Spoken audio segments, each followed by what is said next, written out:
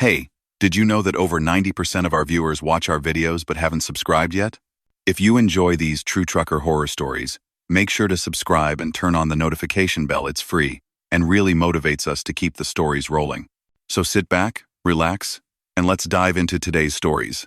The road tonight feels colder, stretching beneath a sky that watches in silence. Welcome to the sleep haunt, where truth lingers in the shadows and fear rides close beside you. Tonight, we bring you 6 true most haunting trucker horror stories, chilling encounters from abandoned highways, lonely truck stops, and miles where something unseen matched every turn of the wheel. Before we begin, we've set a goal. Let's reach 100 likes on this video. Tap that like button now and help us keep rolling deeper into the dark. And share your city and the time you're listening in the comments. Let's see who's awake with us on the night road. Now, settle in, breathe slow, and listen. The road remembers everything. Story number 1. They said the fog that night came up from the low fields like breath over a mirror. Evan had taken the northern route because he knew it better, and because the pavement there seemed honest. He had a full trailer that sat steady behind him, and a thermos of coffee that went from hot to warm without his noticing. Farms slept beyond the guardrails, barn roofs tucked under a sky without stars. The clock on his dash ticked forward in an easy, mechanical way, each minute unspooling like a line cast into a lake. He kept the CB radio on low. It was more habit than need, a voice in the cab that wasn't his, a bit of company if a deer wandered onto the shoulders, a reminder that somewhere beyond the gray curtain of night, there were others repeating the same careful routines, static, lilted, and settled. Every so often there was a faraway voice, a laugh compressed thin by distance, the click and hiss of someone else switching channels. The fog thickened past midnight. It wasn't a quick thing. It rose in increments, like fine gauze layered over the windshield, softening the world without erasing it. Signs appeared a beat too late, their reflective faces bright as coins. Evan eased off the accelerator and let the cruise control go, feeling for the road with the pads of his fingers through the wheel. He skimmed along the right lane, letting the subtle percussion of the rumble strip nudge him back from the edge if he drifted. At mile marker 218, the CB cracked alive with clarity that made him sit up straight. The voice didn't sound like the usual highway chatter. It was measured, steady, almost careful. Northbound, white tractor with orange pinstripe, got your number. How's visibility? Evan glanced at his mirrors without knowing why. He didn't see anyone behind him. He didn't see anyone in front of him either. He answered because it felt impolite not to. Visibility's getting thin, he said, his own voice unfamiliar in the soft cabin. About 2 truck lengths. Copy, the voice said with a small pause that felt like thinking. Way station ahead shows open, but it's closed, northbound. Exit before you hit the ramp. Evans squinted ahead, surprised to find the first blue sign for the station already looming out of the fog. It flashed open in clean electric letters. Open. And then, when the fog walked across it, still open. He kept his hands steady. Sign says open, he said. Yeah, the radio said without irritation. Bulbs got replaced. Staff didn't. Take the farm road. It runs parallel a couple miles. Dumps you back on before the old orchard. Evan had driven this stretch many times and had never seen a farm road that ran parallel. Perhaps he'd never had cause to look. The ramp lights only sharpened his suspicion. His foot found the barest hint of brake, a gentle pressure, a courtesy to his better judgment. Who am I talking to? He asked. Static carried that unanswered for a breath. Then, calm as before. Just a friendly heads. Up. Take the exit. He glanced again at the sign flashing open, so bright it looked like it had a pulse. He could picture the empty wayhouse, its windows dark. He could also picture the officer's flashlight beam cutting across his windshield if he ignored the sign, and it turned out to be as honest as it looked. He exhaled slowly. Appreciate it, he said, and put his indicator on, easing up the ramp as if onto a stage. The fog pressed close at the top. The highway fell away behind a pale curtain, and the ramp climbed to a small fork. The left arm curled toward the way station. The right slipped into a narrow lane between posts, a hand-painted sign pointing toward something called Old Badger Road. He'd missed that, all these years. He steered right. Gravel kissed his tires before the lane shouldered back into pavement.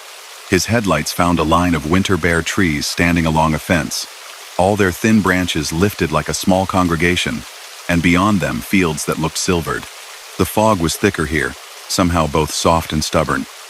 He flicked on his fog lights and lowered his speed another notch. The CB stayed quiet long enough to make him reconsider. "Nice and easy," the voice said after a while, just when the silence had become too intentional to ignore. "It narrows once, by the old silo. Don't crowd the ditch." Evan looked for the silo and didn't find it. He found instead the faint suggestion of a circle in the dark, a darker darkness, where the ground rose behind the trees. He chewed on that a moment, and let the rig roll as if through deep water. The lane held for a mile and a half, then dipped toward a low bridge. "Old Badger RD," the sign on the post had said. His phone lost its tiny bars of signal, and replaced them with a graceful apology. The metal of the bridge had a faint hum to it as he crossed, like music heard from a neighbor's porch. He checked his mirrors again, and saw nothing but milk-white night, and the suggestion of his own trailer lights echoing off it. "You've done this 1,000 times, he told himself. It was the sort of phrase he reserved for the sort of night where he needed reminding of his own competence. His palms were dry, his mouth a little less so. He didn't love the feeling of being led into a narrowing lane by a disembodied voice. He felt grateful anyway for how the voice had warned him. The tension between those two truths stretched taut and held like a rope between posts. The CB clicked. "Slow," the voice said. "Lower now. Silo on your right. Road curves left around it. Don't climb the crown. It's slick." Evan turned his attention forward and saw the curve appear in a way that felt almost considerate, the line of the lane bending like a question mark. His headlights touching the blunt white belly of the silo beyond the trees. He sent the wheel to the left a shade and breathed with the turn. Something in him bristled the knowledge that the unseen person on the radio knew the exact geometry of this bend, the exact reluctance of the lane. He took the curve, and the road leveled, and the voice went quiet again. He drove, and time performed its slow trick of getting sticky, and the fog hung low, and the sense that someone was pacing somewhere just out of sight grew and grew, until he had to speak simply to prove he could. "Where are you?" he asked. It came out more gentle than suspicious, as if he were checking on someone half asleep in a chair. The answer took longer than he liked. Then, "Ahead. You'll see my taillights." He didn't see any taillights. He watched for them anyway, the way he'd watch for the glint of a deer's eyes on a ditch, the way he'd watched for change in a long, uneventful stretch, a very human hunger for a sign that there was someone nearby who wasn't himself. The lane offered him a choice without announcing itself as one. The fog thinned, just perceptibly, and revealed another road joining from the right. No signage, no centerline paint, just an extra plane of darkness that could have been mistake or shortcut. The CB breathed in his ear, and he heard the voice say, plain as a hand on the shoulder, "Right. This is where it cuts down toward the orchard." He slowed. He put on his indicator, which clicked like a metronome. Then he took in something he would later have trouble describing, because it was made of small things rather than anything dramatic. The way the asphalt of the joining road looked a little older, the seam a little rougher. The way the fence on the left had a missing post that created a tilt in the rhythm. The way the trees on that side looked younger than they should if an orchard had been planted there long ago. He turned the wheel left, staying with Old Badger Road. The CB sighed, almost disappointed. "Missed it," the voice said. "Next one's rough. Don't want to take a rig like yours through it. I'll stick with what's marked," Evan said, not unkindly. "If it dumps me back onto the highway, it'll do it where the highway belongs." He kept going. The night felt like it had shifted by a hair. He didn't feel watched. He felt urged. It wasn't comfortable, but it wasn't malicious. It felt like someone trying very hard to persuade him and failing to remember that persuasion isn't the same as a guarantee. The fog drew back a little near an intersection with a lonely stop sign. The red was bold and clean, as if new paint had just dried. A reflective strip ran down the post, bright as a blade. Beyond it, fields arranged in rows ran away from the road, the pattern calming in its predictability. Somewhere in that openness, a dog barked twice, and then thought better of it. He stopped at the sign out of respect for any rules the night still observed. He looked both ways. Headlights didn't show. The crossroad was called Orchard Lane, according to the small green marker, no taller than his knee. He found that comforting, in a strange way, proof of a pattern between the words on the CB and the names of the land. He set his rig back into motion. Left now, the voice said. Then left again. It's faster. Evan rolled forward. He didn't turn. He watched the sign slip past his passenger window. Watched his own reflection in the glass. Look momentarily like someone riding along beside him. He turned the CB's volume down a notch.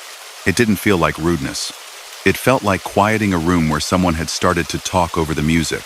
He expected argument. He didn't get any. The voice simply stopped offering directions. It began instead to count. The numbers came with long pauses between them, unhurried and oddly formal. 221, it said the first time, like it was announcing a hymn. 222. It sounded like mile markers. It sounded exactly like the little green rectangles that had been sliding past his right shoulder for the last hour. He glanced right. He didn't see a 222. He saw only fog and fence, and the suggestion of power lines above, their black cables faint against a blacker sky. He frowned and kept going. The voice said, 223. The next few minutes sat heavy on him, like a coat that had absorbed a little rain. He thought about what sort of person would sit on a dead-end lane in the middle of the night and call out to passing drivers with such patience. He thought about the boy he'd been, sitting on the back step of his grandmother's house and listening to the AM stations fade and return, the way voices could travel farther at night, skipping along the top of the world. He thought about all the times he had taken directions from a stranger and how most of those times felt like small acts of faith. The fog lifted just enough to reveal the outline of a sign on his right. For a moment he thought it would be another mile marker, and he felt relief bloom. It wasn't. It was a yellow diamond with a shape on it that took him a second to understand, a curve ahead. It was such a normal, ordinary sign that he laughed under his breath without really meaning to. The CB clicked. Careful, the voice said, back to its earlier tone. Tree down on the shoulder after the curve. Looks closer than it is. Stay inside the line. He wanted to say he didn't see a tree. He wanted to say that this had gone far enough. Instead, he took the curve, and past it indeed, there was a fallen limb lying just at the edge of the asphalt, a pale, barkless thing like a bone without the weight of the word. He steered away from it exactly the amount it required and no more. He felt foolish for the breath he held until the trailer cleared. Thanks, he said to the radio. Because sometimes gratitude is simply good manners. You're welcome, the voice said, and for a moment it sounded relieved, or perhaps simply pleased to have been useful. The highway returned, not with drama, not with a sudden fanfare of light, just as a large dark ribbon appearing alongside his smaller private road, and then a ramp sliding up to meet it. Evan took that ramp with the feeling of a swimmer finding a current. He merged into a world that made sense again, with reflective posts and a center line and a familiar wide-shouldered generosity. The sign over the way station flashed open still, and when he glanced at the small building as he passed, he saw a chair inside through the window, empty, and a jacket draped over it. The CB stayed quiet a long minute, as if catching its breath after having led someone through a difficult dance. Then the voice said, cordial as any neighbor across a fence, "You're back on. Keep it in the right lane past the orchard. Deer like the median. Appreciate the heads up," Evan said. He waited. "What's your handle?" There was a chuckle, almost shy. "Doesn't matter," the voice said. "If you're ever in fog by mile marker 217 again, you'll hear me." Evan checked the next mile marker without meaning to. It said 226. He frowned mildly. He didn't correct the voice. He drove. The fog began to loosen as the hour changed over, not because the road had changed, but because time had. Frost brilliance gathered on fields, and the shapes of barns returned to themselves. Evan let out a full breath and realized he hadn't been taking those lately. The CB was just a hum. At the next fuel stop, he pulled in for a break. It was a small station with a tidy shop, the sort of place where the coffee tasted like the color of the pot, and the woman at the counter knew everyone who rolled through. He went inside and stood under the warm light among racks of jerky and wiper fluid, grateful for the ordinary. "You took Old Badger," the woman said, matter of fact, when he laid his thermos on the counter. "Fog night like this, someone always does." He blinked. "There a shorter line?" he said, reflexively joking. She smiled without showing teeth. "There's always someone on the radio talking people through it. Been that way years." He tried to sound casual. "Station looked open." "It's not," she said, with the finality of someone who had closed it herself. "We had a pile-up this season. They tried to keep it open through all that construction. Nobody got anything they couldn't live without. But folks quit trusting the sign at night. County didn't staff it after. Lights stay on anyway. People don't like change." Evan nodded. He looked at the bulletin board on the wall beside the counter and saw a photograph of the bridge he had crossed. It was taken in summer. The trees had leaves, and the water under the bridge didn't look like a dark ribbon, but a glittering, ordinary stream. There was a hand-lettered note under the picture that said, in neat block letters, "Wrong way, turn ahead of Orchard, do not take at night." "You got someone sits on the radio to keep folks from making the wrong turn?" he asked, like a man asking directions he didn't need. "We used to," she said, as if she were saying something about a neighbor who had moved away. "Before my time, mostly." A trooper who lived out on St. John's Road parked himself by the silo on fog nights and talked people through. He passed. She paused and amended, because she was careful with words. "He retired. Other folks still get on sometimes. Good habit, I guess." Some things stick around longer than the reason for them. Evan took his coffee and went back out. He didn't mention the specific mile markers he'd been given. He didn't want to test them in daylight. He sat for a while in the cab with the engine off and the quiet loud in his ears. Off to his right, a truck idled, its driver asleep inside. A small blue curtain pulled across to make a tiny night inside the larger one. When he started again, dawn had begun the slow job of brushing gray back into color. The fog pressed pause and lingered over a low field, then drifted away like the tail of a story. A fox trotted along the fence line with a purpose no one else would understand. Evan merged, found the right lane by feel, and checked the CB volume. He left it a little lower than usual. At mile 217, he glanced at the marker without planning to, and found his hand lift from the wheel just enough to acknowledge it. The road held him up. The sky got a shade lighter. The radio, gentle as a lullaby, crackled once the way a remembered song begins before you recognize it. Then, faint and formal, like someone counting the steps of a dance, long after the music had faded, he heard it again. 2:18. He didn't answer. He didn't need to. He let the numbers drift by as if they were not instructions, not warnings, not an attempt to steer, just the rhythm of the road itself, the quiet count of distance a person makes when the night is long and the next town is far and staying awake is easier. If you imagine there's someone just ahead who knows where the bad turn is and will say so before you reach it.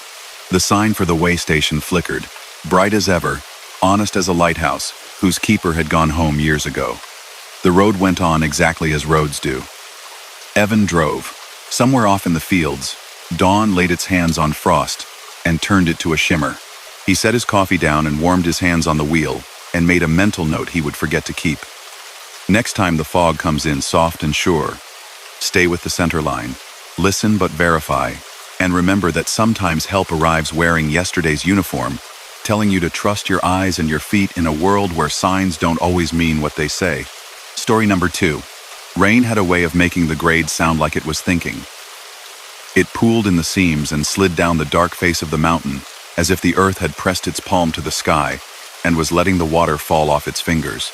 Mariah crested Shale Gap just after midnight, wipers talking quietly back and forth, engine brake set where she liked it for a long descent. She had a trailer full of furniture strapped and squared, the kind of load that didn't shift if you treated it with respect. Her dash lights were turned down low until they glowed like embers.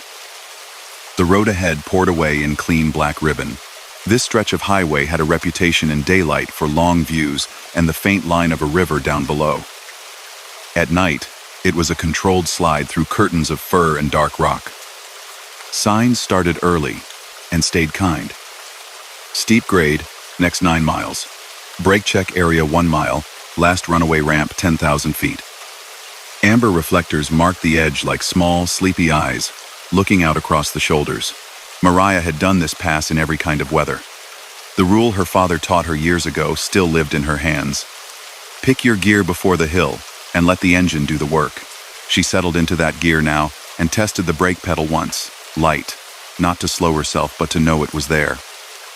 The trailer followed obediently, its weight a steady, quiet push. On the left, high up and set back, a white church stood with its narrow steeple dark against a darker sky. She always looked for it. It was like a friend who didn't wave. A billboard followed an old one for the Kettle House Museum, a stainless teapot the size of a car painted shiny against a blue field. Someone had patched a dime-sized flaw in the poster with a square of tape that didn't match. She saw that tape every time and smiled a little at how carefully someone had tried to fix an unimportant thing.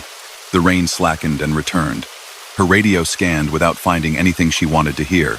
Once, an AM station rose out of the air like a ship, a voice giving weather to farmers 3 states away, then withdrew, swallowed by the curves. She let the road have her attention the way a singer gives a song its space. The first oddness came small. A sign announced Runaway Ramp 3 with the letter Y in emergency looking tired. The paint thinned where sun and wind had lived. She noted it, not to remember it but because her mind liked tracking details when the night was otherwise empty. A few minutes later, another sign slid into her headlights. Runaway Ramp 3, the same sagging Y, the same thin spot in the paint. She checked the odometer only because that was the easiest proof, and found the numbers moving as they should. The mountain gave no hint of trickery. The grade felt like 9 miles of honest gravity. She wouldn't have thought about it again if the next landmark hadn't been that church in silhouette on the left with the scorched wood steeple, appearing to be exactly where it had already been. A moment later, the teapot billboard rolled up on her right, with the same little square of mismatched tape, sunlight faded blue around it that wasn't there tonight. She noticed the way the tear in the picture's lower corner peeled up like the corner of a page. She remembered that exact peel. She knew it from afternoons in July, not rain after midnight. It could have been a second billboard. Sometimes the same ad repeated. She told herself that and rode the grade. Still, the feeling wasn't nothing. It arrived like a draft at an old window. Her engine's note held. The brake check area sign returned, then returned again, as if it were trying to keep her company. She had no reason to stop. She was well within control, and the drums were cool. Yet when the lighted turnout showed, she flicked her indicator and eased in, drifting beneath the canopy with a kind of relief that felt disproportionate to the act of pulling off a highway. Rain clicked softly on the metal roof. The brake check station was an island of white light within the mountain's patient dark. A bright red cabinet held fire equipment, its paint scuffed on the edge where the door hit the corner. A yellow arrow was stenciled on the wet pavement, pointing back toward the exit, the kind that kept rigs moving. She set her brakes and stepped out into air that tasted like stone. It was cooler under the canopy. The world outside it felt wider, and the sound of the rain was older. She walked the truck because that was what she did, even when everything seemed fine, especially then. Her tires looked like they were meant to look. Straps were snug. She touched a brake drum with the back of her fingers and found it no warmer than a person's calm skin. A bird somewhere under the canopy made a small, questioning sound and then quieted. Something white was caught beneath her wiper blade. She freed it with 2 fingers. A napkin from some diner, the kind made to fail nobly under coffee cups. Pencil had bitten a message into it, as if there was no other paper to be found. "Don't follow the yellow arrows," it read. The script was small, the pressure hard, as if the hand that held it had been trying to write without drawing attention. Mariah stood still with the napkin in her fingers, and the rain reflecting the canopy lights into small stars on the asphalt. She looked down. Beyond the large familiar arrow that directed trucks toward the exit, smaller yellow arrows, the stick-on reflective kind, had been laid along the edge like a breadcrumb trail. She had never seen them arranged like that. They made a new curve within the curve, an inside line whispering this way, like a friend who knows a shortcut. She tucked the napkin into her jacket and climbed back into the cab. The heater had taken the damp out of the air inside. She sat a moment with her hands on her thighs and listened. The road beyond the canopy could be heard, but only just, a tone rather than a sound. She turned the dash lights down another notch until the numbers and needles were gentle as coals. Then she put her truck in gear and rolled forward slowly, as if the rain had transformed the asphalt into something sensitive. At the edge of the brake check area, The arrows offered their suggestion again. That gentle inward turn, promising an easier angle to the exit lane. She ignored them. She kept the wheels on the wide white arrow everyone expected her to follow. As she pressed back onto the grade, she saw, just flicking past the left mirror, that the small yellow markers continued along the shoulder into a darker corner that wasn't exit, wasn't entry, wasn't anything she could name. The descent resumed. The mountain answered with a steady thought of its slope. For a few minutes, things returned to sense. The sky was the sky. The road was the road. Then the billboard appeared again, teapot glistening, a square patch the color of chalk sky covering the same flaw. The napkin in her pocket seemed to grow heavier, although its weight had not changed at all. On the shoulder ahead, the reflective posts flickered in their usual way. As she drew near, she saw that every third one bore 2 reflectors instead of 1, doubling the pins of light. In her peripheral vision, they made a zigzag slightly different from the rhythm she had come to trust over years. Small differences built their own gravity. Unlikely paths, suggested by nothing but repetition, began to feel as if they had been made for her. Her GPS, which had been content to show the curve and grade, seemed to lose interest in progress. The small icon that represented her did not quite advance at the rate her body knew it was advancing. The altimeter readout flickered between numbers too close to be alarming but too stubborn to ignore. Every tool that showed change showed less of it than her bones said there was. She turned the radio to weather and got a local forecast for a town she had already passed long ago. The voice on the recording had the measured warmth everyone uses when telling strangers about rain they can already hear. A deep breath, somewhere between a sermon and a sigh, came up from the next station and drifted away. "Runaway ramp 2 next 2 miles, a sign said. When she saw it again a few minutes later with the same worn corner, she understood that this was not coincidence layering itself in a neat stack. She was moving, but the road was repeating. Not exactly a detail would slide one place over. The scuff on a guardrail lived a little farther down. A reflector would be missing where it had been present, but the loop completed, and completed again, as if the mountain were offering her something she had not understood she needed. It offered her exits. Every so often, the paint of the lane arrows gained a faint golden sheen and began to suggest a narrower inside line around the curve, promising less distance, promising quickness. The first time she noticed them, they seemed almost shy about their invitation. By the third pass, they looked bolder, extra brightness gathering at their edges. On the fourth, she saw them continue where no exit should be, around the back of an embankment into a space that had no light of its own. Mariah thought of all the times a shortcut had been more interesting than useful. She thought of the pencil pressing hard enough to bruise a napkin. Whatever loop she had found herself in seemed to value patience, or punish the lack of it. She tightened her grip and loosened it again, making a ritual of small control. She didn't try to stop. She thought of stopping, the way one thinks of sleep in the last hour of a long shift.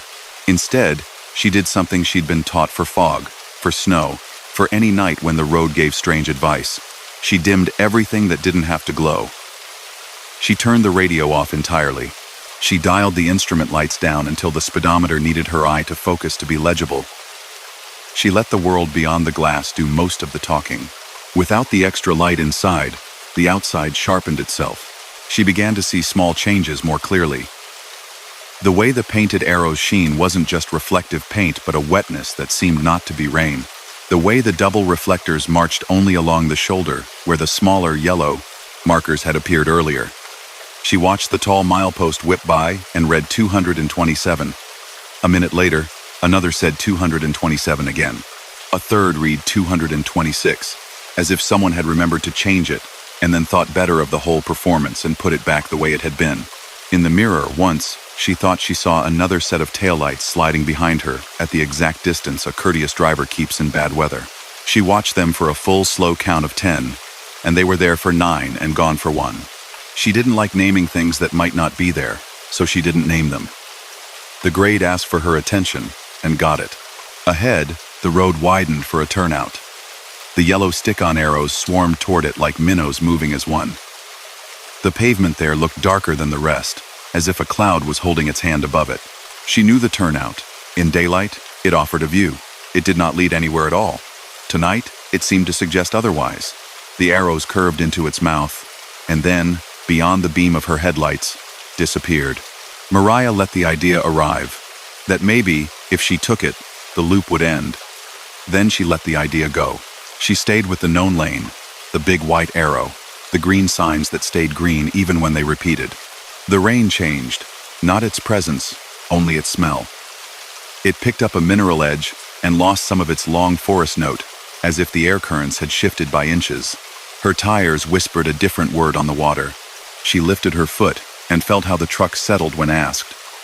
The grade held, not quite as steep as before. She waited for the billboard with the teapot because it had become, in this small world, the little gate through which the next part of the night passed. This time, when the teapot came, the tape was there, the rip in the corner was there, but the colors were slightly wrong. The teapot's shadow lay on the wrong side of its own metal belly. It should have been to the left, it fell to the right. The change was so gentle anyone else might have missed it. It felt to her like a door that had been held closed beginning, finally, to open without protest. A little way down, the church was missing. The ridge where it stood was only trees, and a darker smear near the top where rocks had been. She didn't know whether to take that as good. She took it as different. The small arrows on the pavement stopped trying to coax her. Their sheen went back to rain. The posts along the shoulder returned to single reflectors, unblinking and satisfied with themselves. Runaway ramp 1, the sign read. Her engine liked that number. It felt like the downward half of a song's last verse. She set her jaw loose and breathed all the way in. Her hands relaxed on the wheel without her telling them to. The mountain eased the press of its palm. At the bottom, the highway spread out like a table. A diner sign glowed steady in red and white, the letters the old kind with bulbs behind them. The parking lights in the lot made puddles of pale where the rain finished its work. She pulled in because she always pulled in here at the end of Shale Gap, not for food, only to let the mountaintop drain out of her bones. Inside, the diner was warm in the way places get warm when the people in them talk softly to each other. A man with salt in his beard and clean hands poured coffee as carefully as if it were an exam. He looked at her clothing, the damp along the shoulders, the neon that had followed her in and settled on her collar, and he nodded once to her load without looking out the window. "Grade slick tonight," he said. It wasn't a question. "Felt longer than it ought to," she said, and wrapped her fingers around the coffee cup, grateful to have made anything simple with her hands. He refilled someone else's cup and leaned a shoulder against the counter like a person leaning against a familiar fence. "Sometimes folks come in after midnight with that look," he said. "Road gives them the same mile until they mean what they say about taking it easy." She could have argued with that, pointed out that she had taken it easy, that she always did. She didn't. There were times when a person's theory about a road and the road's theory about a person could coexist without touching. "You ever hear about the arrows?" she asked, keeping her voice level. "The small yellow ones?" "Now and then," he said, registering neither surprise nor disbelief. "Maintenance laid them one season for some shoulder work. Rain took them, or the mountain did. People saw more than they were. Someone left a note," she said, and she took the napkin out of her pocket and unfolded it. The pencil had bled a little where it had gotten wet. He looked at it long enough to see that the letters were letters and not drawings, then nodded again. He didn't ask to keep it. He didn't try to explain it. That felt like the right sort of silence. Back outside, the rain had softened to a fine mist that the diner's lights made visible. She stood for a moment and let that silver settle on the sleeves of her jacket. The highway in the distance looked newly born. A truck rolled past, its trailer side catching and releasing light like a giant fish. She climbed back up into her cab and sat before starting the engine, hands quiet in her lap. The napkin, folded, went into the small place she kept for receipts and road lottery tickets and notes with phone numbers she didn't call. She thought of the church on the ridge, gone and not gone, of the billboard with the wrong shadow, of the milepost that had reminded her of a clock, with two hands that kept time differently but each insisted on being correct. When she merged back onto the highway, the pavement was as honest as worn wood. Fields returned like open book pages. The river at the base of the mountain glowed faintly with the idea of morning. She passed a small sign for the Kettle House Museum, not a billboard, just a friendly green with the miles to go, and felt something like humor stir. In her mirror, the grade she had come down was just a darker line beneath the sky. It looked unarguable. It looked like what it had always been.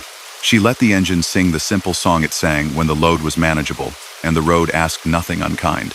If she told anyone later, and she did, in the soft way drivers tell each other things that don't line up with print, she didn't make it bigger than it was. She said the night had asked patience, and when she gave it, the mile let her pass. She said shortcuts make promises at hours when all promises sound alike. She said if someone ever handed you a napkin with pencil pressed so hard into it, the paper remembers the pressure. Read it, then fold it up and drive like you learned, with your hands steady and your eyes exact and the part of your mind that watches over you sitting on the seat beside you, saying little and noticing everything. Some nights, on other mountains, she would catch out of the corner of her eye a little extra light on a painted arrow, a suggestion that a private road might let her down faster into the valley. She would think of the rain making music on the canopy and the way the mountains smelled when the air currents changed, and she would stay where the big arrows sent her. The grade would end, the highway would open, the night would quietly empty the stones it had put in her pockets. If ever she passed that white church in daylight, she would glance up to find it exactly where she remembered it, modest and untroubled, not mindful of anyone else's idea of how the world should turn. The teapot on the billboard would shine with a shadow on the correct side. The napkin in her dash would no longer carry the night's weight. Even so, when the first light of morning loosened the dark and laid a thin gold on the road, she would feel again how near the mountain had been, how close the grade had leaned, and how carefully a person can move through a place that wants very much to keep them a little longer. Story number 3. The flats at night had a way of sounding like the sea, even though there wasn't a wave within 500 miles. Wind brushed along the grass stubble and rattled the wires on the poles, and the long, level road stretched ahead like a taut string with nothing heavy tied to it. Luis liked this part of the route. No grades to fight, no unseen curves, just the measured comfort of miles coming as evenly as a heartbeat. His rig hummed steady, gauges unbothered, the faint rattle from a toolbox under the bunk, the only reminder there was anything loose in his world. He aimed to cross the state line before dawn. The thermometer read a few degrees above freezing, and the sky drew itself tight and clear, star-pocked and wide. He clicked the radio off after the weather update, preferring the hush that let him think. The last town behind him had offered a neon sign for pie and a stack of pallets near a feed store. Ahead, there was nothing but the promise of a rest area at mile 142, a faded blue DOT sign that had whispered about it 2 interchanges back. Earlier in the week, he'd heard another driver mention that the Bluebird rest area had been closed since some renovation had stalled. He filed that under "not my problem." Tonight, though, the idea of pulling off for a few minutes, stretching his legs, checking his straps just because, tugged at him in a quiet way. If it was closed, he'd roll on. If it was open well, he would take the kindness. Concrete barriers lined the ramp when he reached it, but not across it, and the sodium lights under the trees threw a gentle gold on the pavement. The small building at the center was lit softly, not glaring, and the flag on the short pole outside lay along the halyard without interest. A sign near the entrance read, "Closed for improvements," in a patient office font, but the doors were propped open. He slowed anyway and turned in. The air smelled like dry grass and something faintly metallic. His headlights touched the neat curve of a picnic shelter and the square shoulders of a vending machine that looked as if it had been manufactured when everyone still believed clear plastic was futuristic. He parked along the truck side, set his brake, and shut the engine down. The sudden quiet made the world around him tilt for a second, then settle. Inside, the restroom lights were on. They glowed the color of a morning that didn't exist yet. Everything was clean but older. The mirror along the sink had a line along the bottom where the silvering had sighed and retreated. A maintenance schedule behind the door had boxes marked off in neat pen strokes up to a date 3 years ago. There was a bulletin board near the exit where a map of the county from a tourism brochure offered dots for museums and cider stands. The photo of the historic courthouse showed cars that could have been a decade out of date. On his way back out, he paused by the vending machine. The coil held bags of pretzels and small bottles of water, the kind that barely managed thirst. The price display was the old red numerals like a digital clock. He fed it $1 more out of curiosity than hunger and pressed a button. The coil turned with a sleepy hum, dropping a bottle, and the machine gave back exactly the right amount of change into his palm, coins warm from the ledge, as if they had been thinking about how to be helpful. He took a slow walk around the rig, shining his flashlight along the straps, the load's corners, tires round and sure. The wind was there, but not insistent, as if it were walking with him. He stood for a moment under the edge of the picnic shelter and looked toward the highway, though from here not much of it could be seen. The rest area sat in a little bowl of land whose edges kept the road at a respectful distance. The few sounds that found their way in were softened, like conversation from the next room. The ringing surprised him because he didn't expect anything to make that kind of sound out here. It was the kind of ring a payphone made in a movie. He turned toward it before he figured out where it came from. A metal call box, waist high, stood at the corner of the lot near the entrance ramp, the words, "Emergency Phone," embossed across the top in letters that used to be white. He didn't remember seeing it on his way in. That didn't mean it hadn't been there. The ring came again, careful and old-fashioned, and the small square of the call box's faceplate glowed a pale, patient green. He walked to it because caution in him always paired with curiosity. He lifted the door. A handset hung inside. Cord coiled neatly, like someone had left it ready for a picture. He had never been the sort of person to answer a phone that wasn't his, and yet when it rang a third time, closer to his ear now, he felt rude letting it go on. He picked it up and said, "Yes." A calm voice, low and composed, spoke as if a conversation had already begun.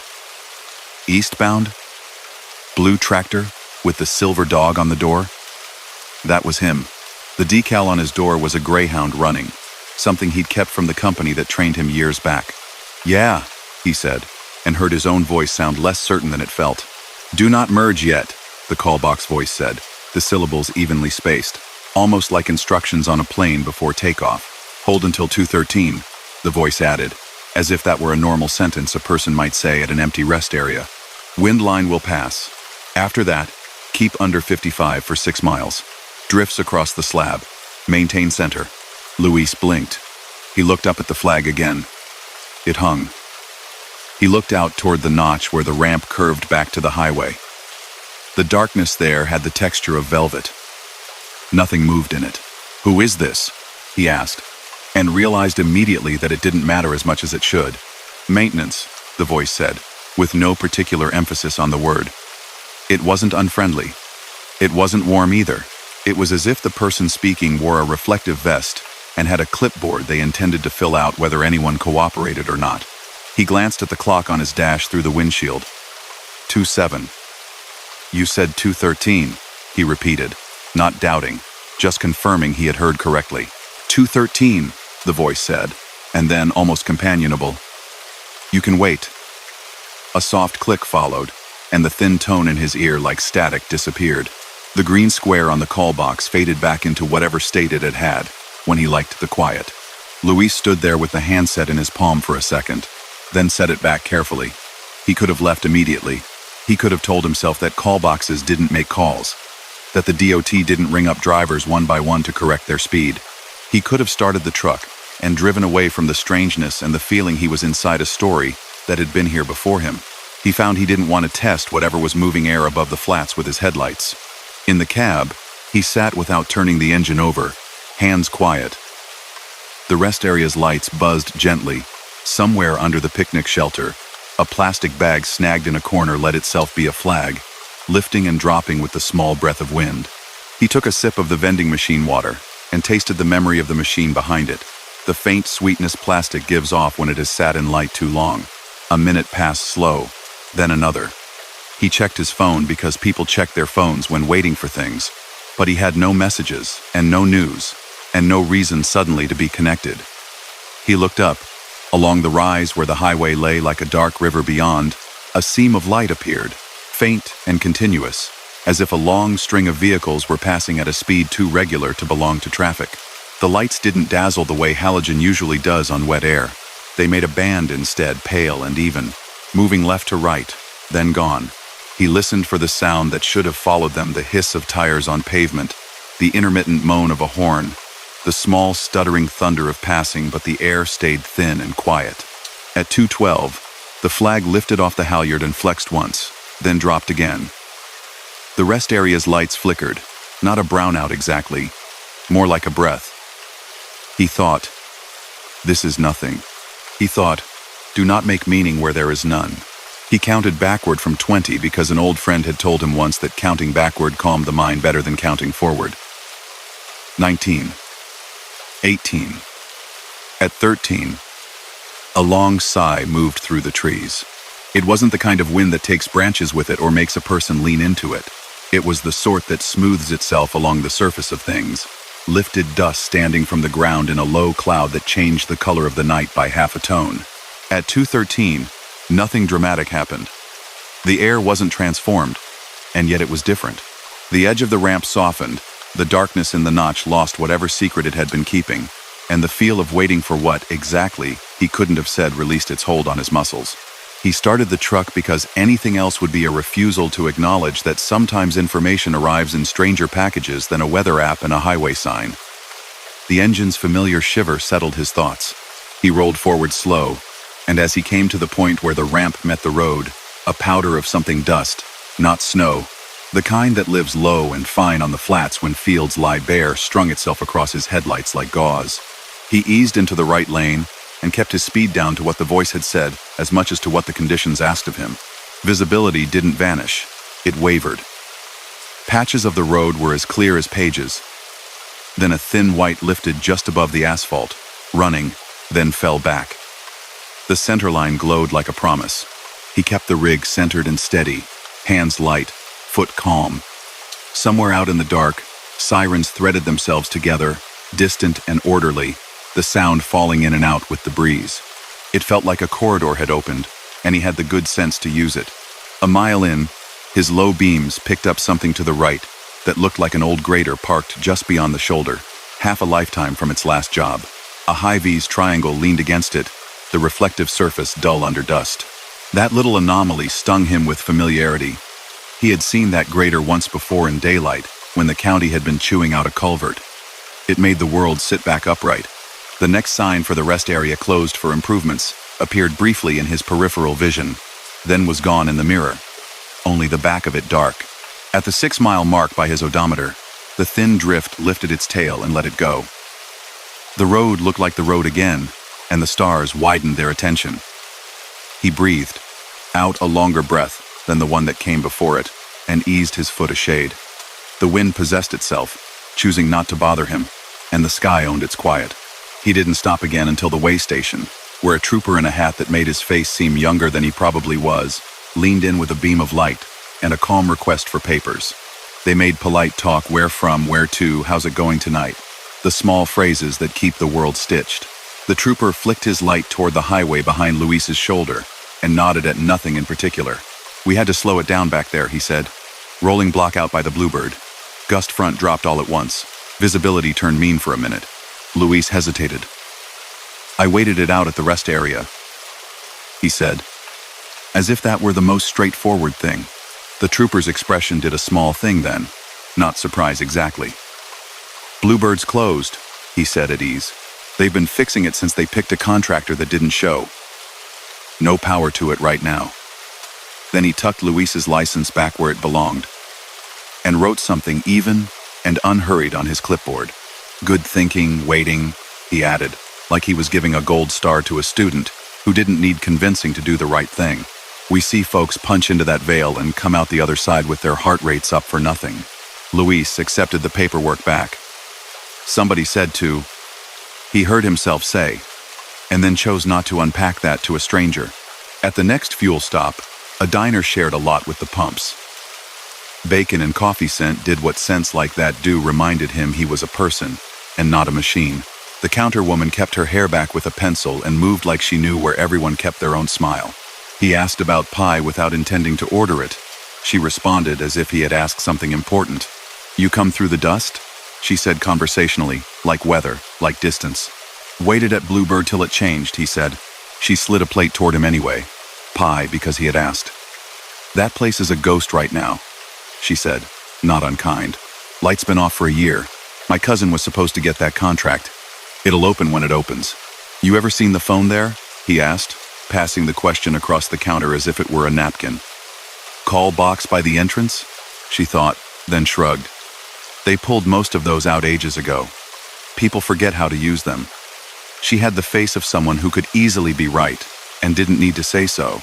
Back on the road, the miles slipped past like quiet animals. Towns came and went with 2 gas stations, a water tower. Everything that makes them themselves. He didn't think much about the phone until the sun climbed. And then, like a man checking that a dream had kept to itself, he made a note. On his return trip 2 days later, he would take the ramp in daylight and look, just to put the experience somewhere that could be easily labeled. He did.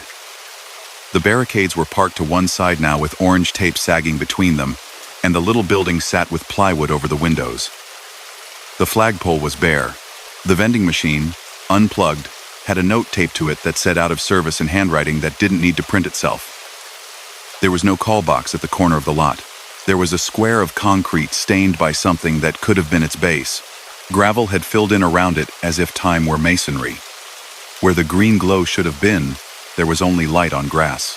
He felt neither tricked nor comforted. He felt the way he sometimes felt when a song he didn't know he remembered came on the radio. Familiar and unrelated to anything else he had planned to think about. He walked the curve of the lot and stopped where the entrance laid itself back toward the highway. In the gravel near the edge, something white caught his eye, folded small. He expected trash. He picked it up anyway, quick to see and quick to put down if it was nothing. It was a receipt blank, edges soft. On the blank side, pressed hard enough to leave an impression, someone had written 3 words: wait for wind. He didn't take it as proof. He didn't want proof. He tucked the scrap into the dashboard where people tuck small reminders of sense. Then he climbed back in, adjusted his mirrors out of habit, and merged, letting the truck find its comfortable place among the invisible currents of the day. After that night, he kept the habit of waiting when a thing told him to wait, even if the reason wasn't immediately obvious. He slowed for shadows that meant crosswinds, for fences that leaned a little the way they do before the gust moves, the way the grasses flatten before they lift again, and found that often the pause gave the road back to him in better shape. Every so often, on long, flat runs where the land rolled out smooth as paper, a line of lights would appear, just beyond where the highway should be, and slide along like a word sliding in and out of understanding. He started to think of them not as warnings, but as things that kept their own schedule regardless of his. He never heard that call box ring again. The next time he passed Bluebird at night, the whole place was dark. Just a square of black among the pale grass. Wind skimming over it without a thought. He watched out of the corner of his eye, not anticipating anything.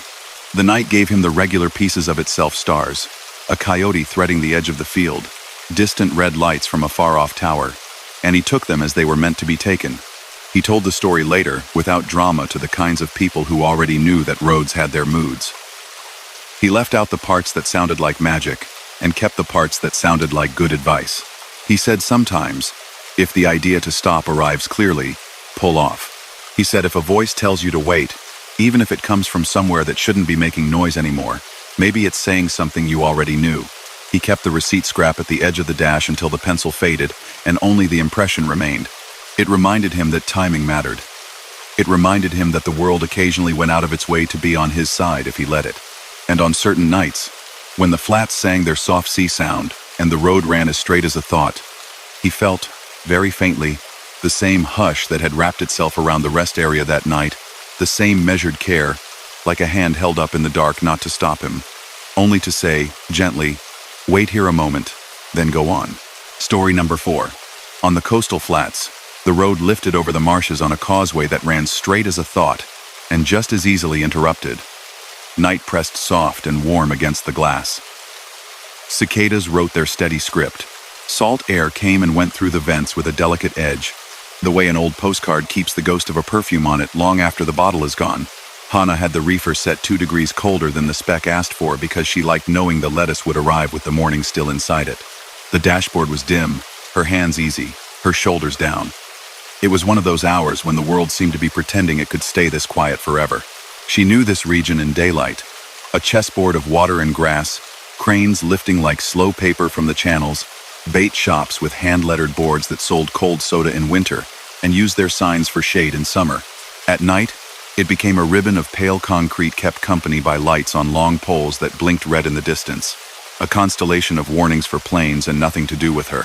The causeway rose just enough to let boats slip under, just enough to make the wind notice her trailer.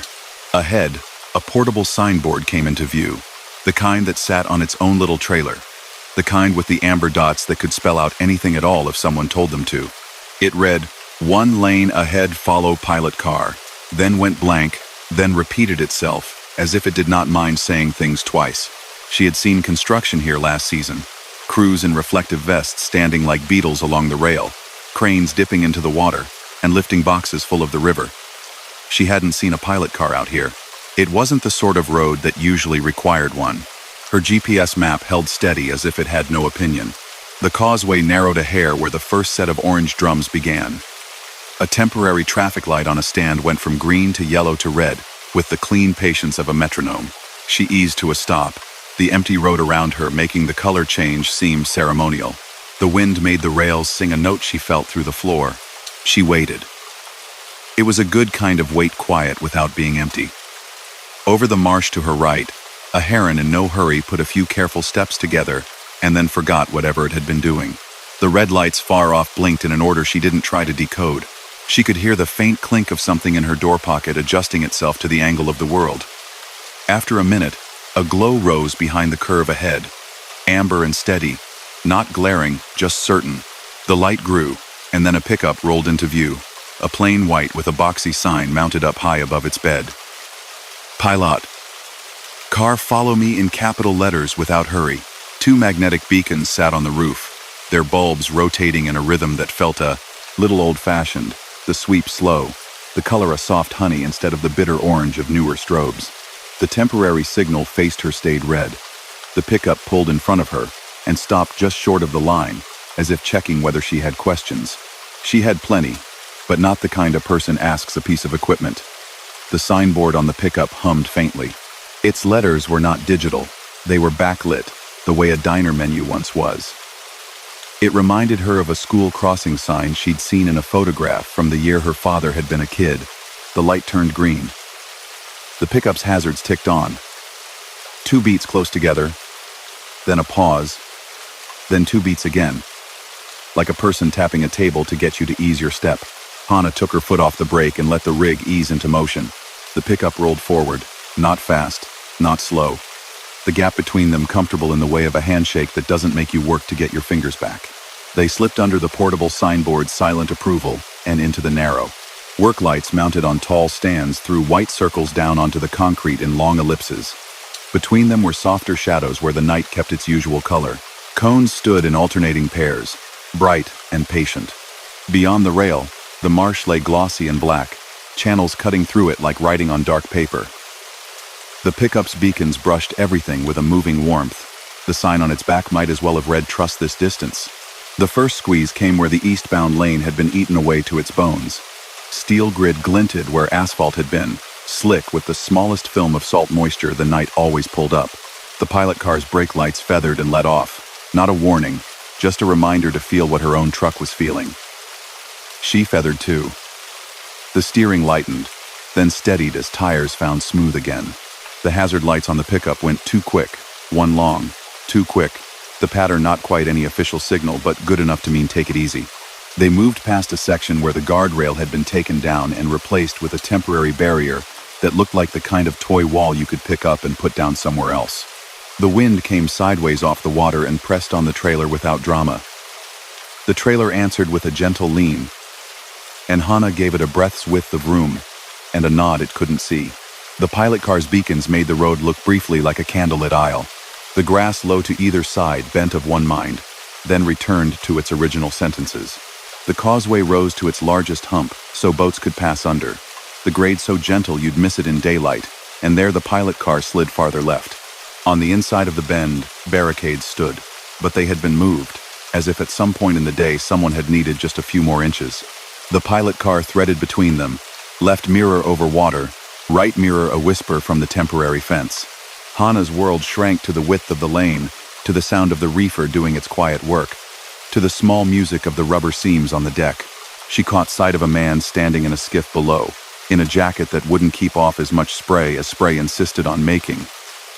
He lifted a hand, a simple acknowledgement of a shape larger than his moving above him.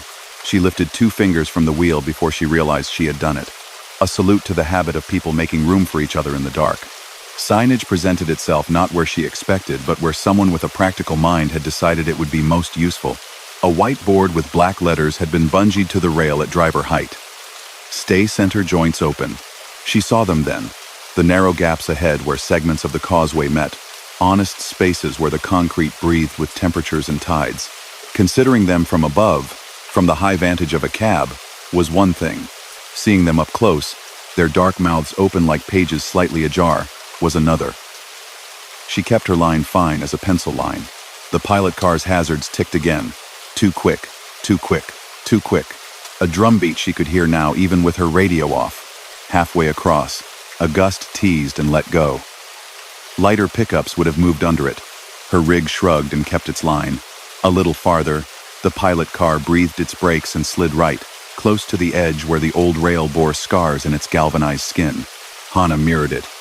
The marsh below opened into a square of darker water, more river than creek, an inlet that bent under the causeway, and went to talk with the bay behind the far flats. She didn't look long. This was a night for believing in the inches of the world. What hovered near strange wasn't the pilot car, nor the way it knew where the road narrowed. It was the light itself. The amber didn't throw hard shadows the way newer LEDs did. It lacquered surfaces and let them keep their edges. The back of the sign "Follow Me" was lit from inside by tubes, maybe old and humming. Once, when the pickup crested a low seam and she could see beyond it for a second, she glanced at the driver. A figure in a rain shell with the hood up, gloved hands at 10 and 2.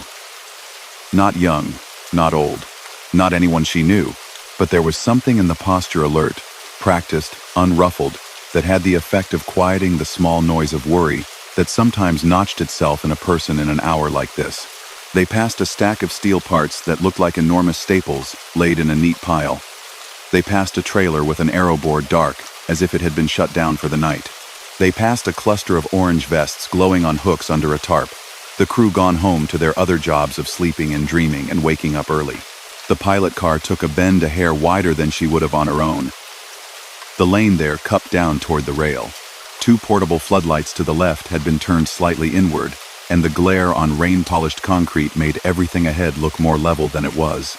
The hazards blinked longer than any pattern she had seen from anyone using them strictly by the book, and she took that as what it was. A hand flattening the air in front of her, without being seen doing it. She eased off, let everything settle, then found the center again. On the far side of the hump, the causeway began to descend almost imperceptibly. Between the cones on her right, a low shoulder appeared where emergency pull-offs had been cut into the project. In one, an orange drum had been placed to mark a hole not yet filled. The drum rocked as if something had just brushed it. There was nothing there to brush it. The pilot car didn't bother to look. Hannah chose not to bother either. It felt like a long time. It was not. The small rhythm of cones and rails and gaps and beacons arranged itself into a pattern. And like any pattern repeated well, it became a song. At the end of songs like that, a person realizes they have been breathing evenly for a while and that their shoulders have taken care of themselves. When the road opened first by a Lanesworth, then by another, the pickup sign dimmed a fraction and then brightened again, as if in approval. The hazard lights clicked off. It kept gladly ahead until the last of the drums fell away. Then it drifted right, rolled onto a sliver of asphalt. A local would consider a lane and a map would not bother with, and it turned down along the levee road as if it had always lived there. Hannah slowed without meaning to, the way people slow when a procession peels off and they are suddenly without a lead car. She lifted a hand to wave at the driver, and saw only the broad slope of the hood and the glint of an old state emblem on the pilot sign, the kind out of use for years, a pelican with its wings out. The pickup's taillights made a soft red thumbprint in the night, then flicked once, twice, and were gone behind reeds that had no business being tall enough to hide anything. She rolled another quarter-mile and pulled into the gravel patch in front of a small sign that said, "Thank you for your patience," in a font that would have looked at home in 1998. The sign rocked on its post, just once, as if a hand had given it a friendly nudge. Beyond it, the road climbed a touch and found its way back into trees. The marsh fell away on both sides, like a wide dark held together with shallow water. A mile further, she met a set of sawhorses that had been set against the shoulder, where a county pickup sat, yellow light on top stilled. A man in a reflective vest stepped forward when she eased by, not to pull her over, just to check his instinct that this truck was coming from where trucks came from. "All good through?" he called up, friendly without assumption. "Pilot car was careful," she said. Appreciated the pace. He squinted at her in a way that wasn't unfriendly so much as engaged in aligning the information in the world into a column that made sense. "No pilot tonight," he said, as if he were telling her there was no coffee left in the pot. "We haven't had to run one since they finished the joints last fall. Just the light." He tipped his head toward the temporary signal she could no longer see behind her. "Power to the signboard is off after midnight to keep the birds from mistaking it for something worth flying toward." Hannah rested her forearms on the wheel and kept what she knew on a DLA's small leash. "White pickup," she said gently. "Old-style follow-me board. 2 beacons, not lead. Led me right through." The man rested his hands on his belt, the vest's reflective strips cut into neat angles by the light from his truck. "We had a fellow used to drive that on night shifts," he said after a moment, a tone in his voice that was more about telling the truth than about telling a story. "Years back, knew every inch of that deck by heart. Put his own bulbs in that sign when procurement ran slow. Last crew kept his rig as a parts donor behind the yard fence." He dropped his eyes and lifted them again, as if deciding whether going farther down the road of the subject was a kindness to either one of them. "Either way," he concluded, "glad you kept it easy. That wind at the hump puts a shoulder into you. Folks think it's straight air until their trailer says otherwise." "Felt it," she said. She could have offered more the amber, the old emblem, but the night had been courteous, and she returned the favor. He gave the air in front of her grill a small wave like he was shooing a fly, meaning go on if you're going on. "Be safe," he said. "Rail's good on that side." They replaced it proper. She drove. The causeway ended, and a line of dark pines rose up as if the land were putting its arm around her shoulders. The reefer's hum stayed even. The road laid itself down flat as a page, and the night set its pencil back on the desk. At the next truck stop, a quiet one with clean coffee and a bulletin board where fishermen posted their small victories, she pulled in and sat for a minute with the engine off. The absence of motion made the last few minutes expand in memory, details slick with whatever the night puts on them when it wants to be remembered. She reached up and tapped the dashcam's arrow back through the last 10 minutes of saved footage, not because she doubted what had happened, but to see how her memory and the lens negotiated with each other. In the video, the cones presented themselves. The grid of steel shimmered. The rail kept its counsel. The road ahead was the road ahead. You couldn't see the pilot car sign the way it had seemed just a truck length in front. Now and then, a lick of amber moved in the margin of the frame, and once light swept across the rail in a curve that could have been any beacon or none at all. She watched her own steering hands. They held to the center. Her speed held where she'd kept it. She felt a flicker of private gratitude for whoever had taught her to keep small things small. The little choice to respond to a hint as if it were a plan. In the morning, after sleep and a sunrise that put silver on the marsh and then took it back, she checked the map the way people check the backs of doors before they shut them. The causeway project would be finished in a month, the notice said. Night operations to be limited. Thank you for your patience. A picture of a worker looking into the camera with a smile more tired than staged sat beside the text. The logo in the corner, the pelican with its wings out, had been retired 6 years ago, replaced by a cleaner font and a shape less fussy around the edges. She touched the edge of the screen with a fingernail and felt nothing, as expected. When she came back along the same route a week later, the signboard sat where it had been, but it slept. Trailer hitch on a block of pressure-treated wood that had once been part of someone's deck. The temporary signal did its own work. Green to yellow to red, nobody watching except the white egret on the mud flat and her. She stopped because that was what the light asked, even though the road looked empty to the horizon. No amber glow rose to meet her. No pickup materialized with instructions in a voice made of letters. She went when it was time. The joints clicked beneath her tires like mild applause. She didn't tell the story with angles on it later. She told it soft. She said a guide showed up when it was needed and left when it wasn't. She said sometimes newer gear is louder and older gear is kinder. She said the wind on a causeway doesn't always announce itself. She said follow at a distance where you could stop if you had to. She said if lights tell you to make yourself smaller inside your lane, you make yourself smaller. And sometimes, she added, because she liked the feel of the words in her mouth even though she wasn't giving them any job bigger than their size, sometimes the road remembers how it was and puts that memory out in front of you for a mile or so, just to see if you'll match its pace. Story number 5. The basin at night felt like a room with the ceiling missing.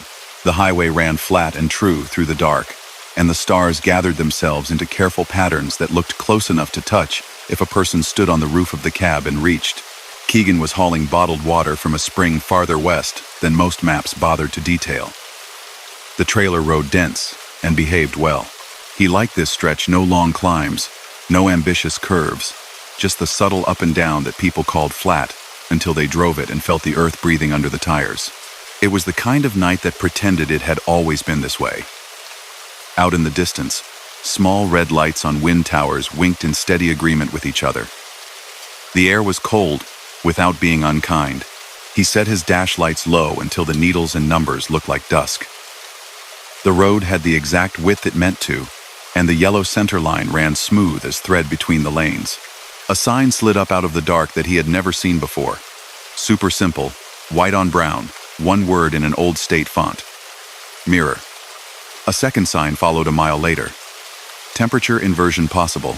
Tune M1610 for conditions. He turned the knob because turning the knob cost nothing. The radio found 1610 by behaving itself, and a calm, low voice said, "You are entering the Sandspine Basin. Temperature inversion conditions may cause superior mirages. Please reduce speed, avoid chasing lights above the horizon, and rely on lane markings. Do not attempt to follow apparent roadways in the sky." It repeated, not in warning tones, but as if reading the steps to a recipe. He smiled despite himself. The basin had its own weather PSA. He pictured a ranger sitting in a small cement building somewhere with a thermos, pushing a button to loop that message whenever the air stacked itself just so.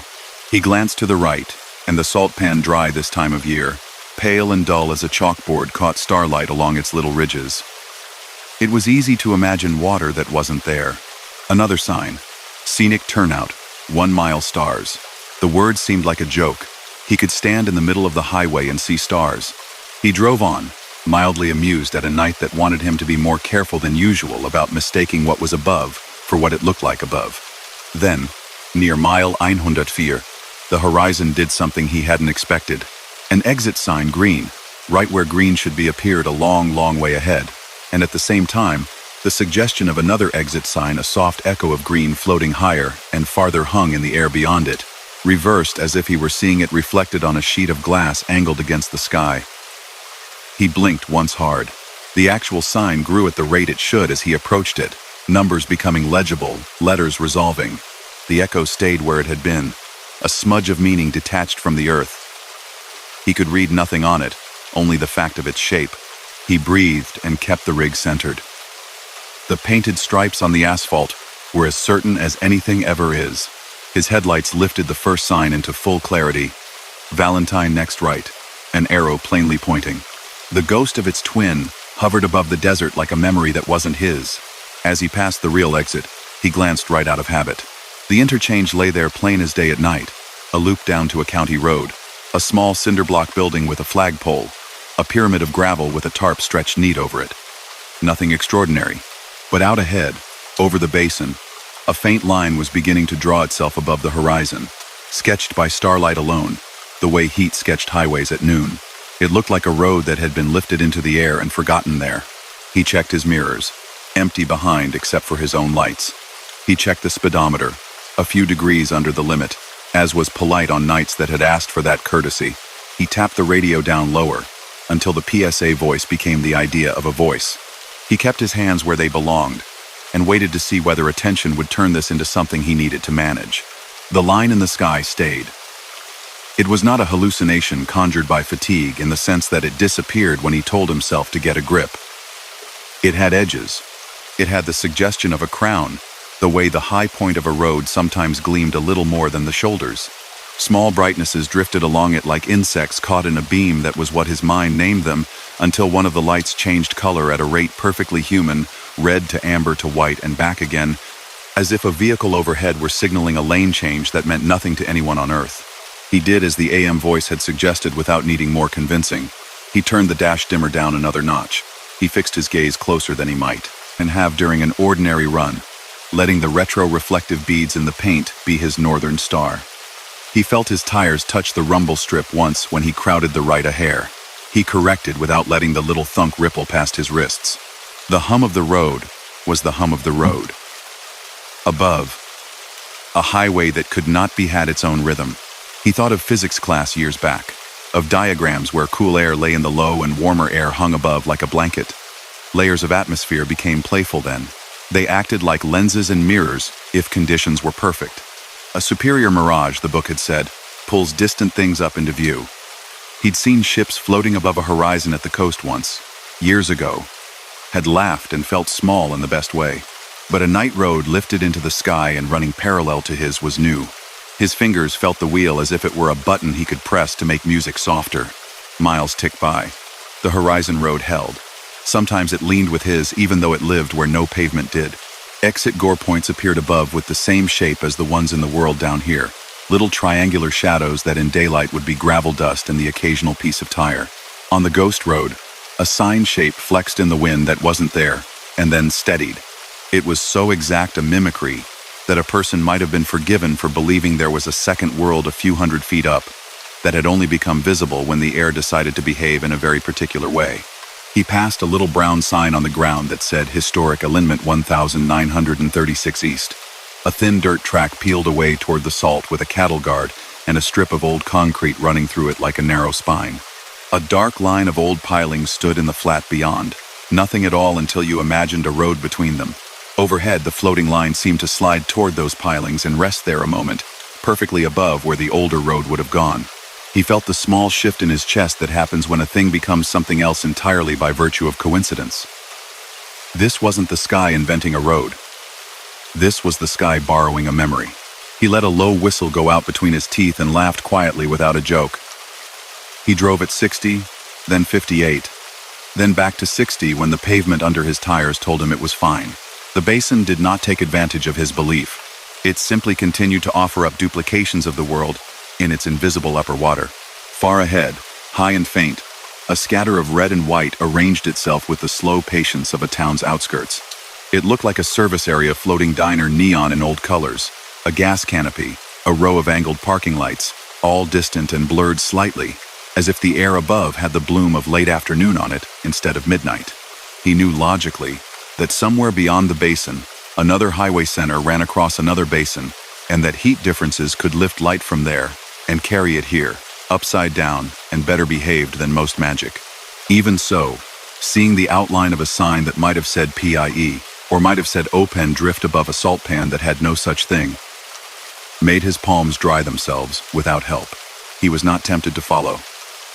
He felt the tug of curiosity as if he were standing on the bank of a river watching a fish rise, where no fish had any business, and wanted to see it again.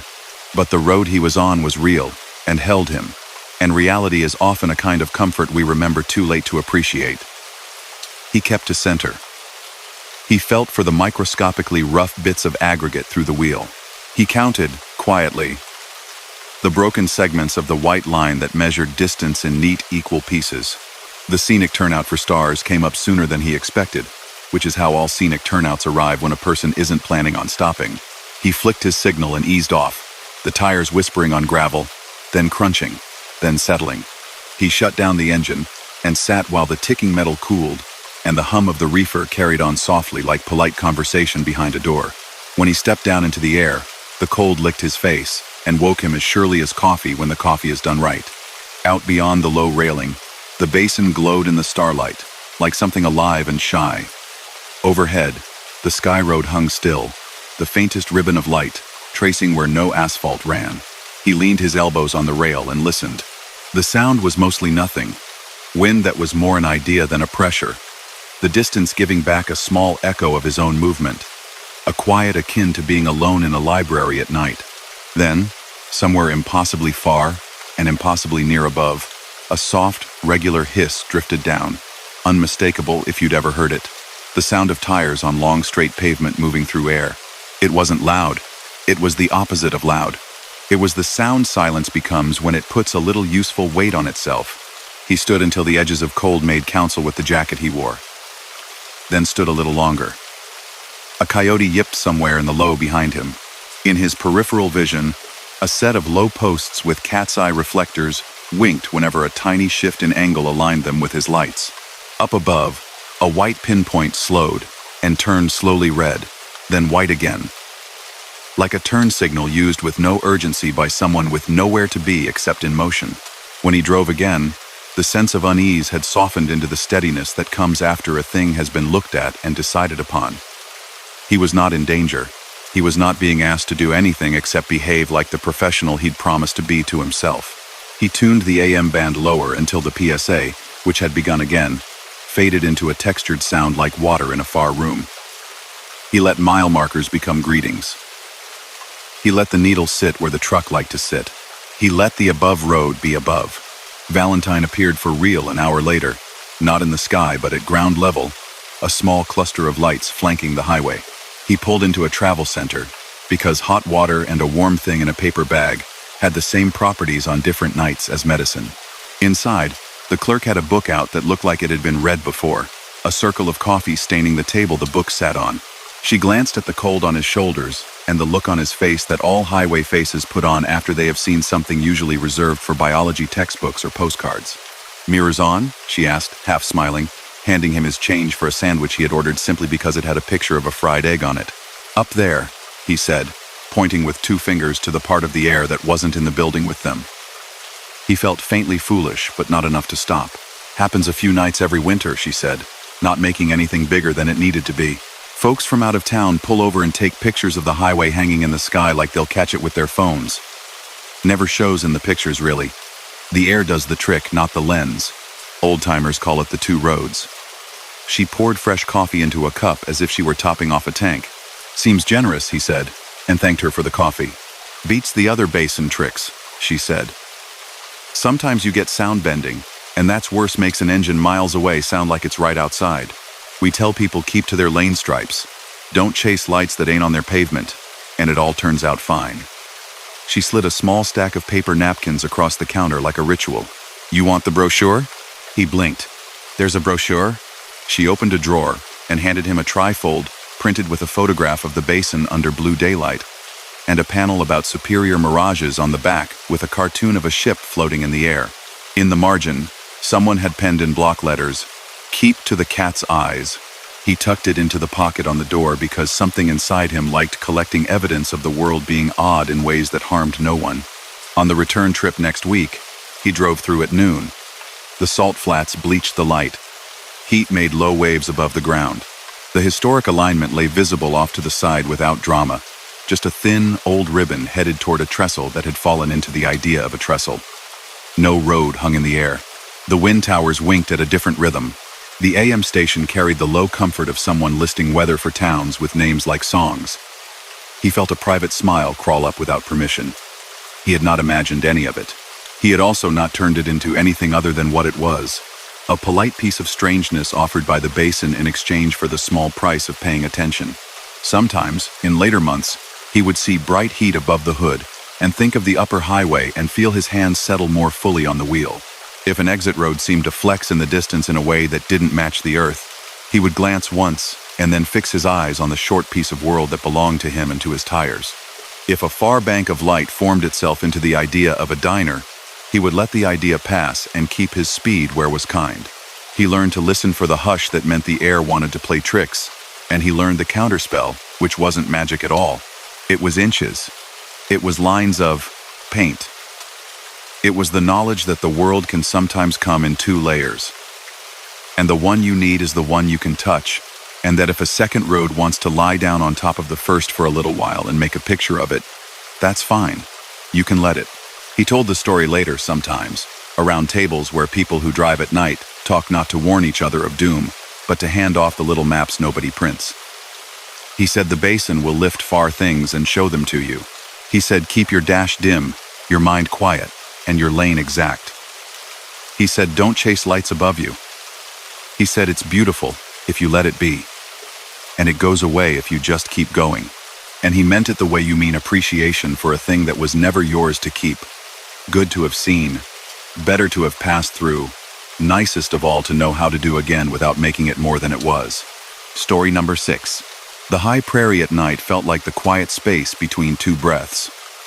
The highway ran straight for miles, then tilted just enough to remind a person the earth wasn't flat so much as patient. A long fence kept pace with the road. Its wires stretched into lines that sang under the wind like the low note of a stringed instrument. June had chains in the box, coffee in her thermos, and a reefer humming behind her that could have been a lullaby if it were not a machine. The moon was small and cautious. The air sat at the edge of freezing and considered its options. Overhead, stars gathered like 1,000 small towns seen from 1,000 miles away. She had passed the first snow gate open, the bright arm angled up like a drawbridge, and a sign had followed it that read, "High winds blowing snow possible, use caution." June always did. She dialed her dash lights down until the needles glowed more suggestion than command.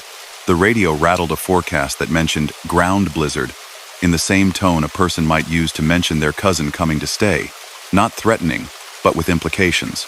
The last fuel island behind her had given her the scent of diesel and the unhurried friendliness of someone drawing smiley faces on a receipt. The road ahead gave her the sky and the kind of noise that felt like a blanket. She liked winter for the way it insisted on respect. At the mile where the dark hills dropped back and the prairie opened into a flat, shallow bowl, the first flakes arrived not from above but from the side, dustings of white, lifted by wind off fields that hadn't asked for it. It wasn't snowing in the way of clouds. It was snowing out of the ground itself, a dry, delicate drift that seemed to ignore gravity and rush sideways, busy, focused on making horizons soft. The highway was clear black, wet with cold that glistened where her low beams met it. The fence line to her right blurred, then sharpened, then blurred again, like a thought a person both wanted and did not want. Blue reflectors on flexible posts marked the right shoulder at intervals, the kind the county set out when a winter promised a long season. They stood not taller than her hood, a row of dim cat eyes looking down the lane. The left had its rumble strip cut into the asphalt, a quiet sawtooth that sang a subtle warning if she drifted. June rode the center like an apology. The reefer purred.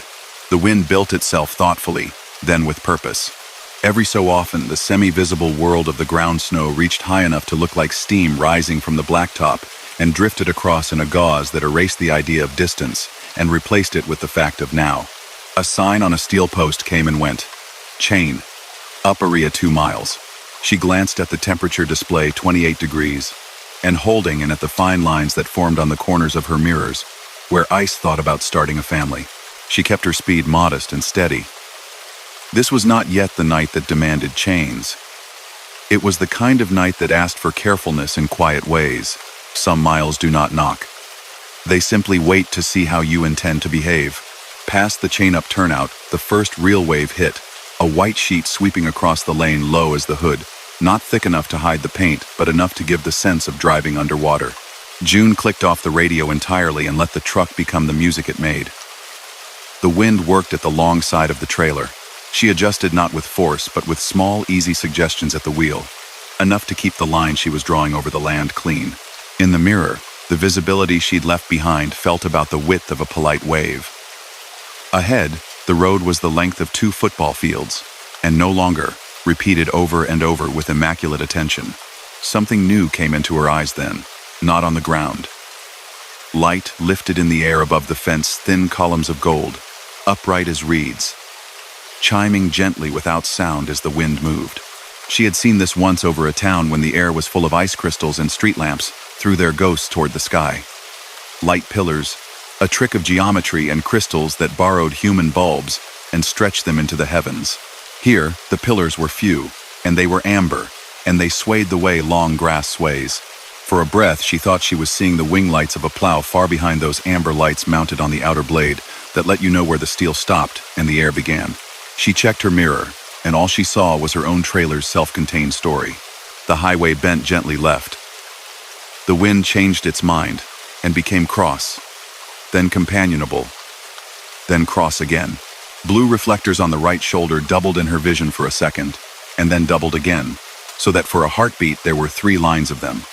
The true ones where they were, and 2 pale cousins hung above them, as if someone had drawn the road once in the air and twice on the ground. June loosened her shoulders and slowed a shade more. The steering wheel had the warmth of her hands in it now. The reefer's song remained exact. She remembered a set of notes from training a lifetime ago. taught by a winter that had wanted to see how serious she was. Strip the light inside the cab down low as it will go. Trust what returns light to you from the world you're on, not the world you imagine above it. And if you cannot decide between two guides, stop until the world organizes itself again. The rumble strip hummed gently under the left tires and told her she was a little closer to the center than the center. She eased her line 2 inches right. The hum softened. One line of blue reflectors faded, and another stayed. The third hesitated, and then withdrew like a guest who had decided they were not needed. A maintenance turnout appeared, sudden as a door in a familiar hallway, announced by a low sign that said in block letters, "Calm area, pause if needed." She signaled out of respect for anyone she could not see and eased in. The crunch of sand under the tires, that particular generous sound, some counties spread in winter. The wind grew temporarily less insistent. A small square hut with a door stood under a light. The light was dim and yellow, not modern, more courtesy than invitation. A broom leaned by the door. On the side of the hut, a chalkboard had been bolted under a small overhang to keep the weather off it. Chalk had found it in careful letters. If you see 3 blues, wait. If you see 2, center. If you see 1, you're too close to something. June sat a minute with her hands quiet, the heater clicking gently as it adjusted. She pulled a breath all the way down and felt it settle there. The blue note of the fence wires came and went. A small hand on a small bell. She had not seen 3 blues more than that 1 second. She counted to 30 the way some people pray. Not to ask for anything, only to mark time with care. The world outside the glass rearranged itself on a schedule that had nothing to do with her. When she pulled out again, the snow's motion looked more like lace than like sheet. Ahead, the highway crossed a shallow cut between low hills, and drifting had stacked itself politely against the right-hand barrier. The wind there ran like water in a concrete ditch, controlled, reluctant to break free. In the cut, the reflectors did their doubling trick again. First 2, then 3. The ghost lines sliding away with the certainty of a magician, offering you a choice you do not have to make if you decline to play. June dropped another 3 miles per hour and let the truck settle in the middle of the 3 possibilities. Then let the right one reveal itself with the simplest measure, painted line glitter under bead, and the soft low hum of the rumble pattern where it should be. At the top of the cut, a light broke out ahead on the left, amber, low and slow. A plow. Its blade sent a little wave of crystals to the right that lifted and returned like a small audience standing to stretch before sitting back down. June felt the small human relief of seeing anyone else at their job. The plow slid the opposite direction, steady and unconcerned by the theater of the air. For a second, the light pillars above the road seemed to bow to it. The driver lifted 2 fingers from the wheel in a gesture that was as old as roads. June did too. The snow gate at Gate 7 stood upright, its hinge clean, its arm a pale slice against a pale sky. Just beyond it, set back a little from the road, the district maintenance yard sat under a spill of light. Trucks orange in daylight. A dignified gray here dozed in rows. June pulled in, because the yard was a small fact in a sea of suggestion. She idled beside the office door. Inside, 2 people in reflective jackets that made their faces look young leaned over a map and a ledger. A stack of gloves sat near the heater like a sleeping animal. One of them came to the door without any drama, like a neighbor noticing you'd pulled into the driveway. He cracked it against the wind and leaned his shoulder to hold it. "Visibility okay out there?" he asked, not for gossip, but to keep his column of facts straight. "Okay enough," June said. "Ground snow does its tricks." Saw light pillars. Saw a second set of reflectors trying to be helpful. He smiled, the kind of smile people who love a place make when a visitor has noticed one of its habits. "Ice crystals play librarian for the sky," he said. "They return what they like. You see 3 blues, pull over, wait it out. We lose folks to the ditch more on nights like this than in heavy dumpers. Not lost, lost," he amended quickly, as if he'd stepped close to saying more than the night needed. Stuck. A woman behind him set her thermos down and came to the door, scarf pulled up over her mouth. "One winter, my dad swore he was following a plow that wasn't there," she said, not making a story of it so much as a weather report. Light pillars out of town made him feel like there was company. He kept pace with himself for 20 miles, came in laughing and a little embarrassed. June glanced past them into the office. On the far wall, above the desk, hung a framed photograph. It showed a plow from another decade. Its boxy cab squared against a white world, two amber lights sitting proud on the end of a wing blade like little suns. The caption, typed on a label as if for an exhibit, read, "Old Blue M12, retired 2001. A wreath made of pine cones and wire hung on a nail beside it, flecked with pale dust. She nodded toward the photo and said nothing, because sometimes noticing is the same as talking, and the people in the photo were the kind who preferred nods. The woman lifted a hand in a small wave toward the yard beyond. "We keep the gates open until the big wall hits," she said. "After that we close them and run escorts if we have to. You're between gates, so keep the pace you like. There's another calm area 10 miles. Chalkboard there. Has better advice than anything we can print." "Thank you," June said, and meant it in the way you mean thanks, when there isn't any exchange necessary to justify it. Back on the main line, snow swept across again with the grace of a curtain being pulled.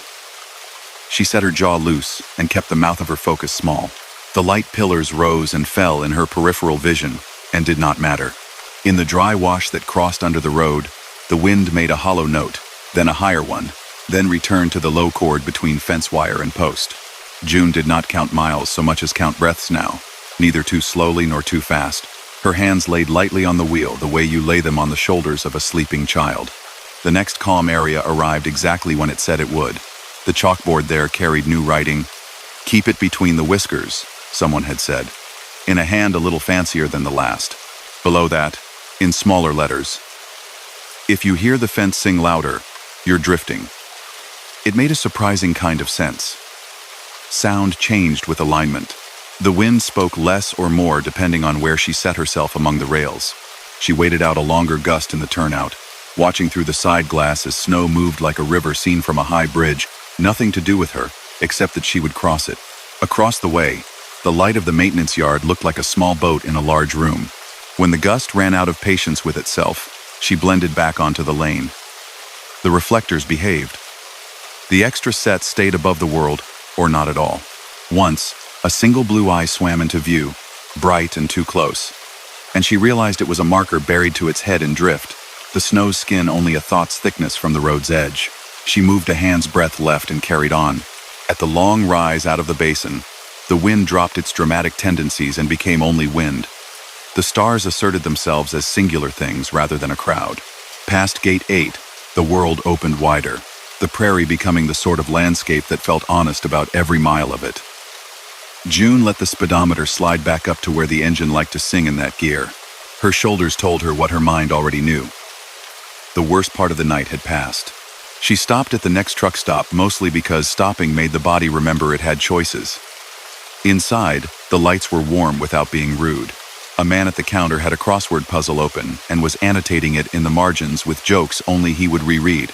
He looked at her wind-polished jacket and the pale, frosted tips of her hair and the way winter had wrote its name on her in small letters. "White room out there?" he asked, not teasing. "Ground doing the sky's job," June said. "Tricks with light. 1 minute, 3 lines to choose from. The next, none at all." He slid a cup toward her and filled it with coffee that had been made with attention. "We tell folks. Eyes on the cat's eyes, ears on the fence. If you see more road than fits in the world, it's the air trying on a new hat. Beautiful if you let it be. Mean if you chase it." He tore a paper ring off a napkin dispenser and rolled it into a small oval. "Keep it between the whiskers," he added, smiling at his own joke and someone else's chalkboard. She smiled back. "Saw that on a board," she said. It helped. On the return run 2 days later, the sun sat low and hard on a world made clean by cold. The fence wires were quiet, full. The blue reflectors stood plain along the right shoulder, their modest eyes unambiguous. June took the same route over the same land, under a completely different sky. The chalkboards in the calm areas had been wiped and rewritten. This time, someone had drawn a cartoon of a plow with a little grin and the caption, "Thanks, Old Blue." Under it, "Wait if you need to. No medals for rushing." She eased onto the shoulder in daylight at the maintenance yard and stood for a minute, pretending her reason was to stretch her back. The framed photo of Old Blue looked the same through the office window. The wreath had lost 2 cones. Near the door, a small box labeled "Loaner Cap's Return." if kept, had 2 plastic corners in it and a note that said, "Take what you need." She felt the place as a small, steady hand in a large, changing night. In other winters, in other states, June would see sky do its particular tricks. The aurora soft over a lake like a thought held in a cupped hand, or fog over a gorge, walking itself up the road and lying down there, as if for a nap, and she would remember the prairie's light pillars and the way reflectors multiplied like ideas until she asked them politely to wait. She learned to measure the world with sound as much as with sight. The note a bridge sang as she crossed told her where the joint sat proud or shy. The whisper of the shoulder changed when the drift began. The hush that fell when the worst gust was finished had a different weight than the hush before the next began. She told the story sometimes when night was soft and company good, and the point wasn't to scare anyone but to hand out a few extra tools that didn't fit in a box. She said ground blizzards weren't about the sky at all, and could be calmer if you treated them like fast water. Look at the stones, not the current, and keep your boat straight. She said if you see 3 guides where there should be 2, yield to the one that paints back at you from the world under your tires. She said if something in the air looks like a friend, thank it and confirm. She said the few minutes you wait in a calm area cost less than an hour in a drift, and the chalkboards had good advice written by people who would not waste your time. She said if the fence sings louder, you're drifting. And she meant it kindly, because nights like that one didn't need exclamation points. They didn't need monsters. They needed a person to sit still for the length of a breath and let the wind decide what it wanted before continuing the same way 2 people in a doorway sometimes negotiate who goes first without speaking, and the one who steps back does not feel belittled, only satisfied that the hallway remains politely shared. When winter eased its grip and the gate stayed open more often than not, June would run that stretch and still see, in her mind's peripheral, 2 small amber points out over the fence, the wingtips of a plow moving where only air lived. She would feel fond rather than uncertain. She would nod to the picture over the heater in the yard, though she didn't stop. And in her log, in the notes section where some drivers write down which coffee was better or which shower was nicer, she would sometimes write only, "Between the whiskers. Good night."